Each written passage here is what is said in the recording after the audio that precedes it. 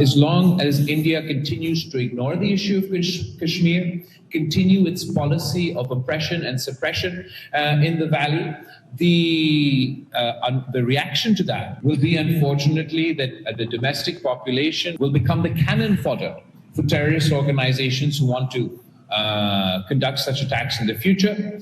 So that's why we feel it's important that we address the root cause of our problems. And in addition to that, you'll be aware and you'll join me in condemning the Indian government's decision to weaponize water and cut off the water supply for 240 million people. We feel it's important that if we are to have a new dialogue with India, if we are to make new promises amongst each other, if we are to perhaps sign new treaties, then it's all the more important that we abide by our old treaties, so we have confidence in each other that the new agreements that we are to make are worth more than the paper that they are written on.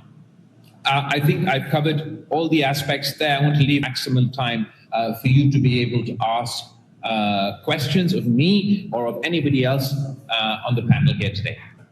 Nice to see you. Thank you for doing this. One question that I've been asking myself is this very... Sure. I think that as we're sort of this conflict saw the excessive use of misinformation and disinformation. One thing that played to Pakistan's favor throughout this conflict is that we were transparent and we managed to maintain our credibility. We were transparent with the media, we were transparent with our public, and we were transparent with our allies. The events collaborate what we say. Three people are making claims in this situation: Pakistan, the United States, and India. Two of us are saying one thing, one of them is saying something else. So I think it's sort of, you can try to figure out who's telling the truth. India employed disinformation not only during this conflict, they continue to employ disinformation as part of their delegation's tour. They lied to the international community and their own people about this terrorist attack.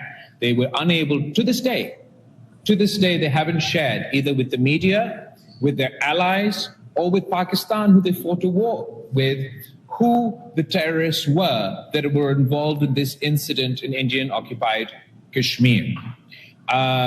They have not been honest or forthcoming about the damages they sustained during this conflict. They still, to this day, refuse to admit how many airplanes they lost in this conflict. You can see who's had the same line consistently, whose views are being corroborated by the statements made not only from the presidency, but also from the State Department.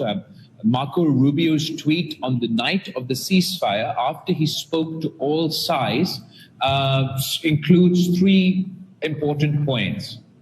Not only obviously reference to the immediate ceasefire, but also an indication about future conversations at a neutral territory covering all friction points.